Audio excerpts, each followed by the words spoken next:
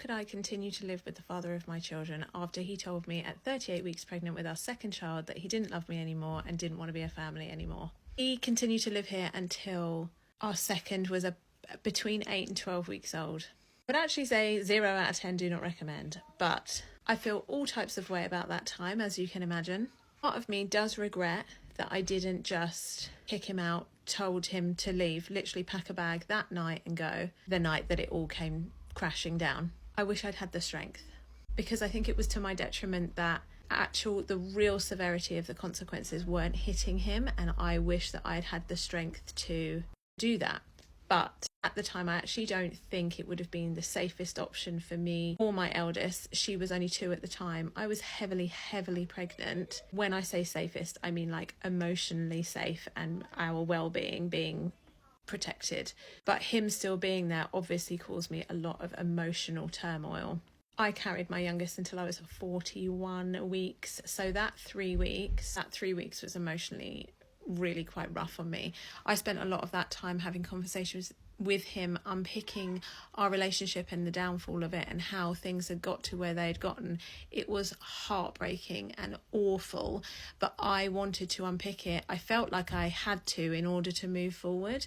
I've talked about how he then became much more calm and understanding, and like a thorn had been removed, obviously me being the thorn, because he knew he was getting out. So we were oddly able to have these like deep conversations that were obviously deeply hurtful to me. I don't think he felt good that I was so upset, but probably felt like he had the upper hand because I was so upset. Like all these conversations that we were having, I was just sobbing through them, like talking and sobbing, heavily pregnant. But that is the best that I could do at that time. Obviously now I feel very differently about it, and if I was put in that situation now, I would behave completely differently. But I really was just doing what I was capable of doing at the time. I do wish I'd had the strength to address it with the strength that the situation needed. I wish I'd been able to kick him out, let the cards fall where they may with all the wider family, everyone involved, but I was still so much in protection mode. And I think because I was also so heavily pregnant, I was in protection mode for my unborn child.